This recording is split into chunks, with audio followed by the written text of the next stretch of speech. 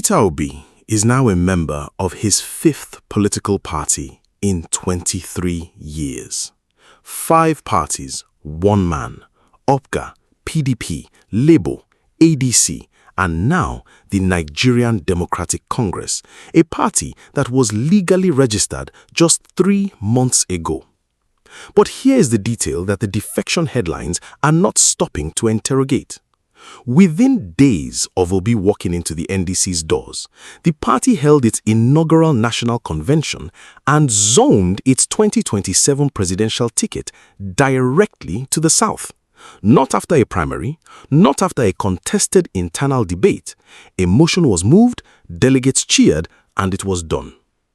So the question you need to be sitting with right now is this: was the NDC built to become Obi's vehicle, or did Obi simply walk into another man's garage and find the car already running?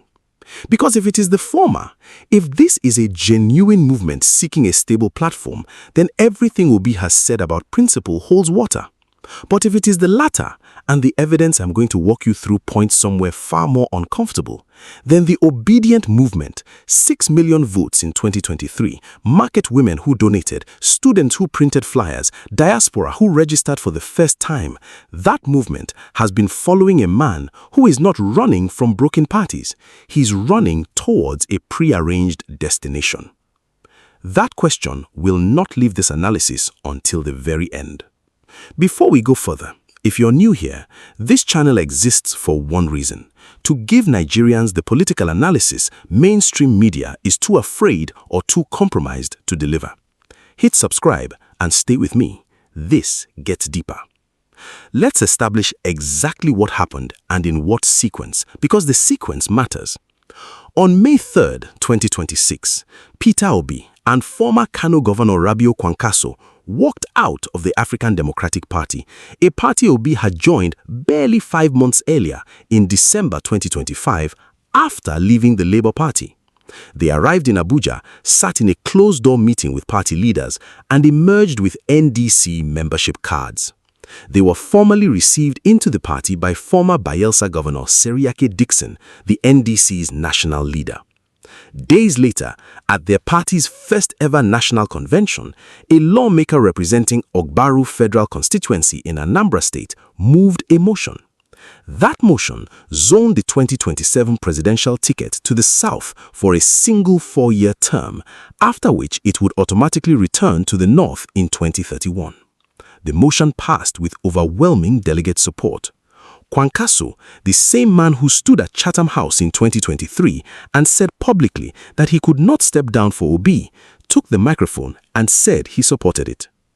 Now, the surface narrative being pushed is that the ADC became unworkable. That litigation, external interference, and internal chaos made it impossible for a serious candidate to build credible opposition infrastructure on that platform. Obi himself has said it multiple times in multiple press statements: every party I left, I was pushed to leave. And his defenders have a point. Nigeria's political environment is documented in its hostility to genuine opposition. The ADC's legal problems were real. But here is the buried narrative that very few outlets are sitting with. The ADC's own publicity secretary, Bulaji Abdullahi, said the defection was premeditated. He cited a meeting held in Kano 2 months before the public split, involving Obi, Kwankwaso, and Seriake Dickson, as evidence that the NDC destination was not discovered under pressure. It was scheduled. This is not a small detail. It is the detail that reframes every subsequent statement Obi made about ADC crises, because those statements were issued while the exit was already agreed. Now, look at the 2022 precedent, because this pattern is not new. In 2022, Obi left the PDP just 3 days before their presidential primaries. Not after losing, not after being marginalized, 3 days before the contest even happened. He walked straight into the Labour Party, where Patrick Utomi surrendered the presidential ticket to him without a vote being cast. He arrived at his destination before anyone knew he had left the last one. 5 parties, the same pattern. Each time, a crisis, a principle, a departure, and a vehicle already waiting. Let us now go underneath the surface events and examine what is actually moving here, institutionally, strategically, and financially. Start with the law, because the law is where the ambiguity lives, and the ambiguity is where power operates. Section 68(1)(g) of Nigeria's constitution prohibits elected legislators from defecting to another party unless their original party is experiencing a genuine crisis. The courts have interpreted this provision so loosely over the years that it has become functionally unenforceable.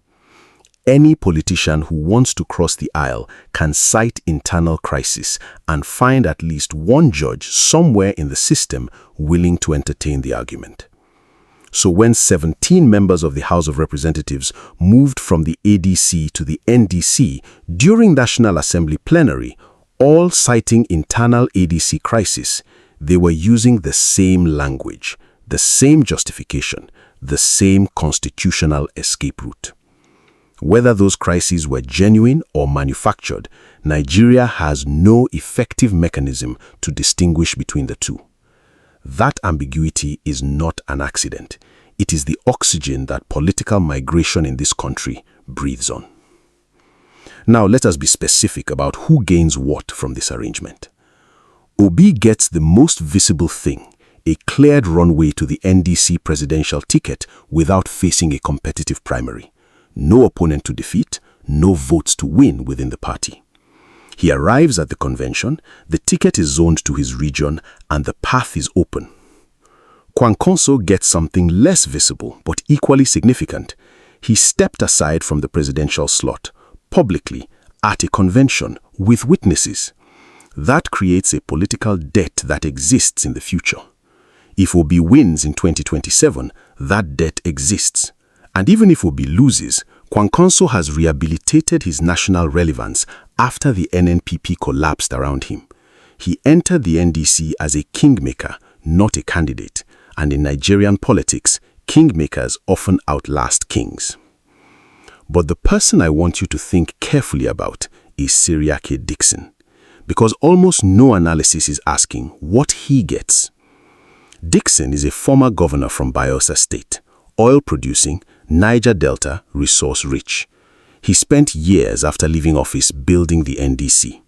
He secured its INEC registration after a legal battle. He is its national leader. He received Obi and Kwankwaso personally, and when they arrived, the party went from political obscurity to national relevance in 72 hours. Now, the conventional read is that Dickson built this party for himself, as a future platform for his own ambitions. But what actually happened is that two of the most high-profile opposition figures in Nigeria walked in, and the party immediately became a national conversation. Dickson did not run to meet them. He waited. He received. That is a man who built a structure and knew someone would eventually need it. That is the behavior of someone who intended this to be a franchise, and whoever owns the franchise collects the dues. We will come back to exactly what those dues look like before we close.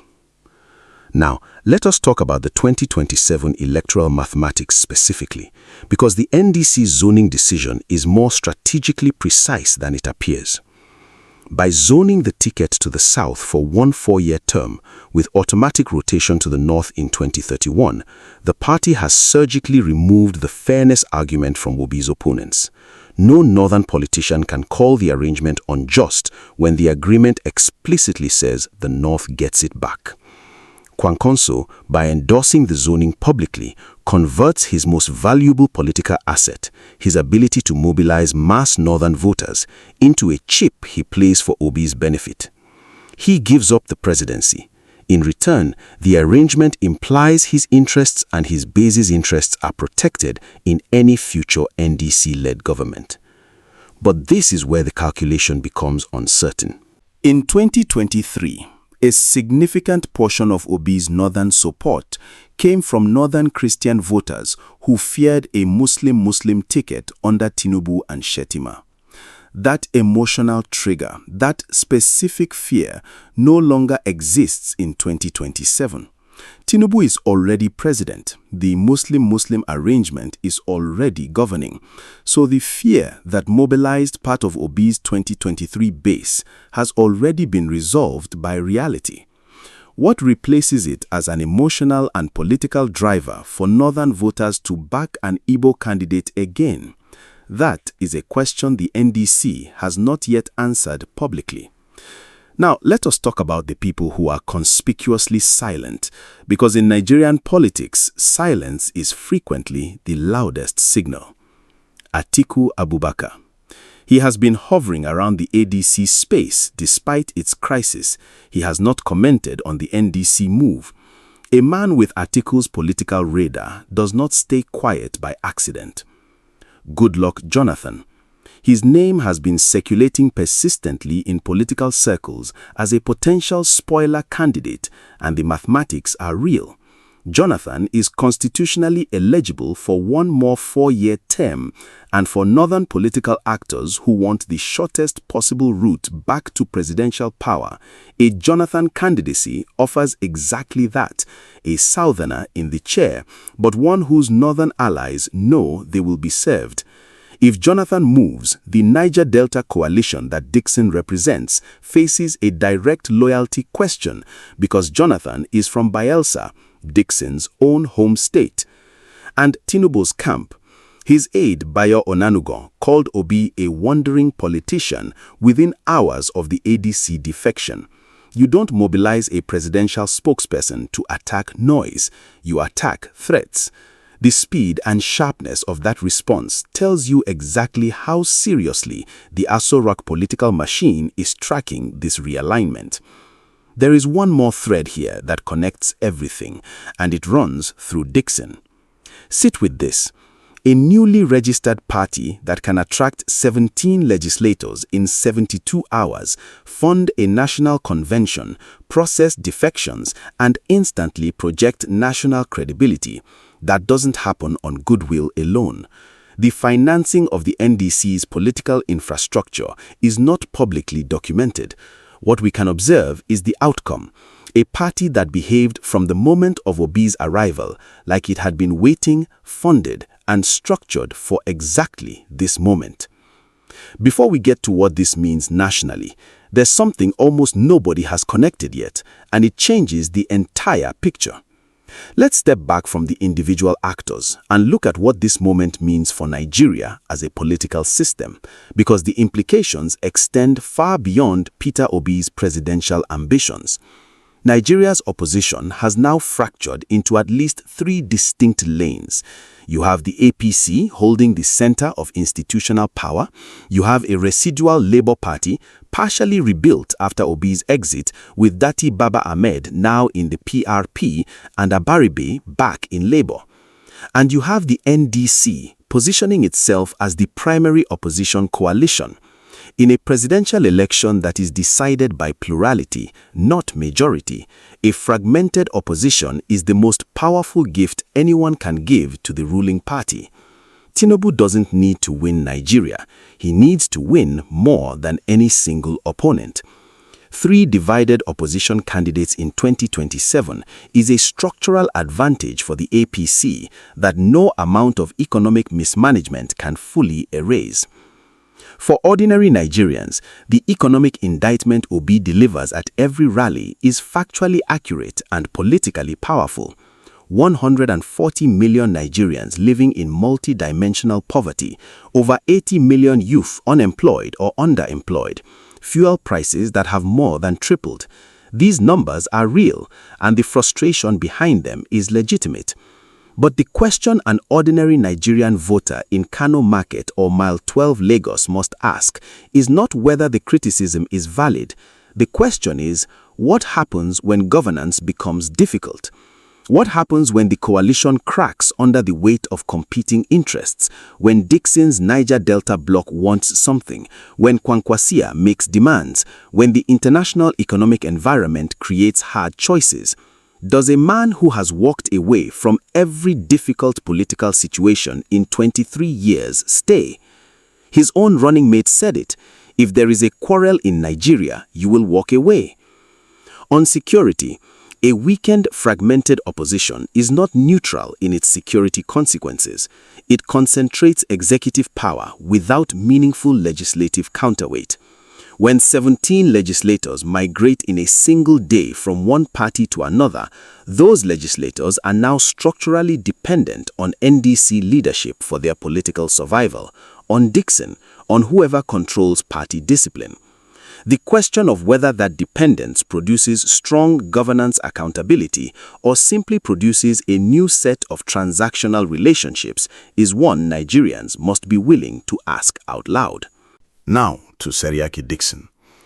Earlier, I described him as the man who built this franchise and suggested his dues had not yet been named. Let me name them now. Dickson built the NDC from a base in the Niger Delta, the most resource-contested region in Nigeria. His political network connects southern governors, oil sector interests, and national opposition financing in ways that have never been formally documented but are structurally observable. When two men of Obi and Kwankwaso's national profile walk into your party and immediately give it legitimacy, that legitimacy has a price. In Nigerian political economy, that price is almost never financial. It is positional. It is the implicit promise that whatever government emerges from this arrangement will treat the Niger Delta's resource interests, oil revenue allocation, host community rights, pipeline security contracts, with the seriousness that Dickson's constituency demands. This is not a conspiracy.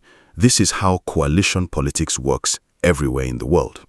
The question is whether Nigerian voters, particularly the young idealistic Obidient base, are being told clearly that their movement is now embedded in exactly the transactional architecture they built it to oppose.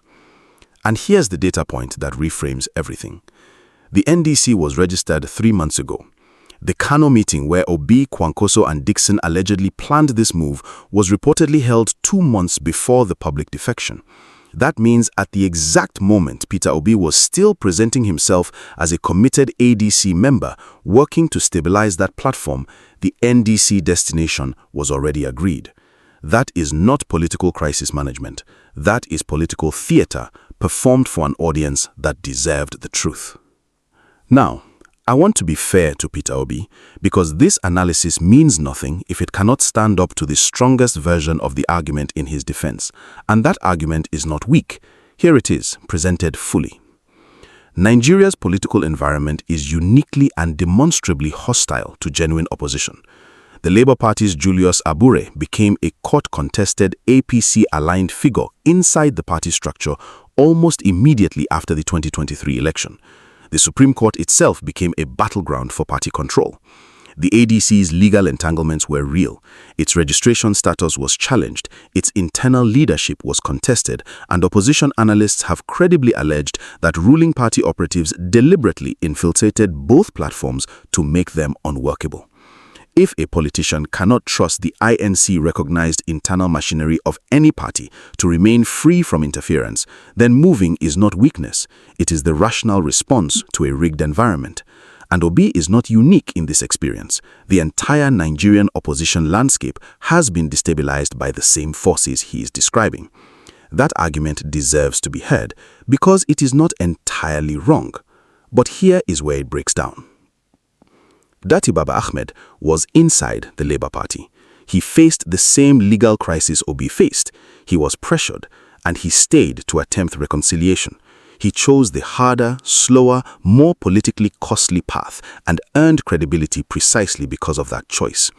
The question in Obi's case is not whether crises existed in his parties. They clearly did. The question is whether walking away from every crisis in every party over 23 years is a pattern of persecution or a pattern of behavior. When Obi says, "I was always the target," he's asking Nigerians to believe that the Nigerian political environment is uniquely hostile specifically to him and specifically every time across 5 different parties over 5 different election cycles. At some point, the volume of coincidences becomes a character profile. And here is the misconception I want to address directly, because it is the most consequential one in this entire conversation. Many Nigerians, particularly younger voters who form the Obidient core, hold this belief that the party itself is irrelevant and that it is the person who matters. That wherever Peter Obi goes, the legitimate vehicle of change goes with him. This belief is understandable. It is born from genuine disillusionment with party institutions that have failed Nigerians repeatedly. But it is also the most dangerous political idea currently circulating in Nigerian democratic discourse. It reduces democracy to a personality cult. It removes accountability from institutions entirely. It says, trust the man, not the structure. And a country that governs by trusting the man, not the structure, is a country that has no recourse when the man disappoints. The NDC has no published policy platform beyond broad rhetoric about poverty and insecurity. It has no tested internal democracy rules. It has no financial transparency documentation that the public has seen.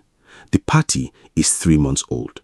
Nigerians deserve to interrogate that, regardless of how compelling the messenger standing on top of it happens to be. Now, if what I just told you surprises you, drop a comment below. I want to know what you think before we get to the part that changes everything.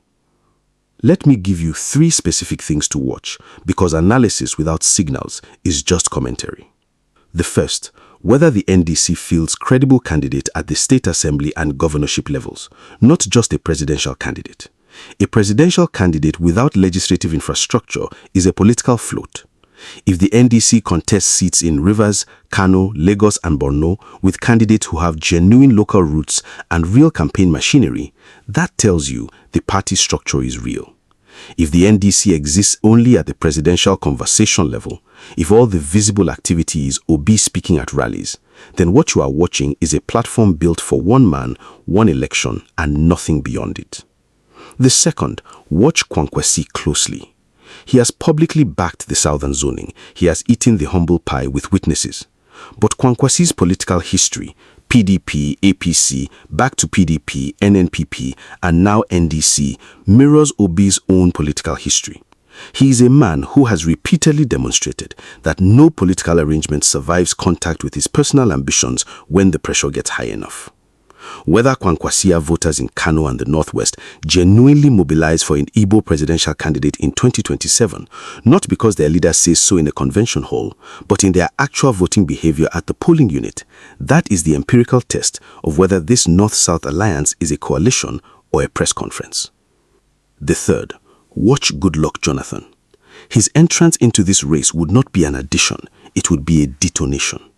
A former southern president, eligible for one more term, with deep ties to northern power brokers who wanted the shortest route back to influence. His candidacy would split the South-South vote, fracture Dickson's NDC base in the Niger Delta, and fundamentally alter the alliance mathematics that Obi and Kwankwaso have spent months assembling.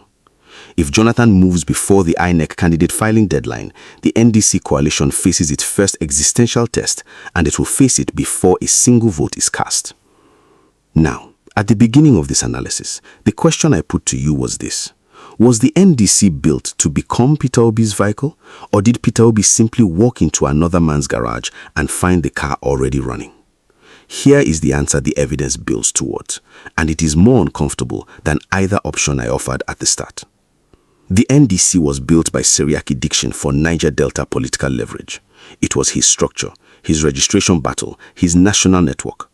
Peter Obi arrived and in exchange for the presidential runway the party provided, gave Dickson's platform instant national legitimacy it could never have assembled on its own.